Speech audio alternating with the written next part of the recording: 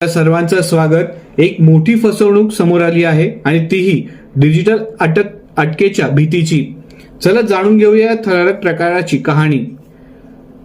दहशतवादी संघटनांशी आर्थिक व्यवहार आणि डिजिटल अटकेचे भय दाखवून वृद्धाकडून कोट्यावधींची फसवणूक करण्यात आली आहे।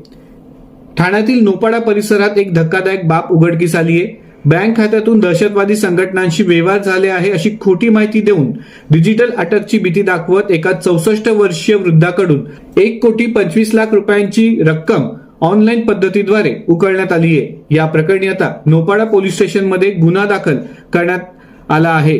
तुम्हाला प्रश्न पडला असेल की हा सगळा प्रकार घडला कसा। सेवानिवृत्त आणि घरातून शेअर ट्रेडिंग करणाऱ्या वृद्धाला सुमारे महिन्याभरापूर्वी त्याच्या फोनवर एक व्यक्ती संपर्क साधतो आणि तो स्वतःला म्हणतो, मी data protection board of India मधून बोलतोय, आणि पुढे सांगतो की त्यांचा आधार कार्डाचा वापर करून सिम कार्ड खरेदी करण्यात आले। या सिम कार्डाद्वारे लोकांना धमकवले जात आहे आणि भीती वाढवण्यासाठी तो सांगतो नाशिक पोलीस तुमच्याशी संपर्क करतील आणि याचद्वारे जवळपास 1,25,00,000 रुपयांना ऑनलाईन पद्धतीने डिजिटल अरेस्टच्या भीतीने गल्ला मारण्यात आलाय, फसवण्यात आलंय।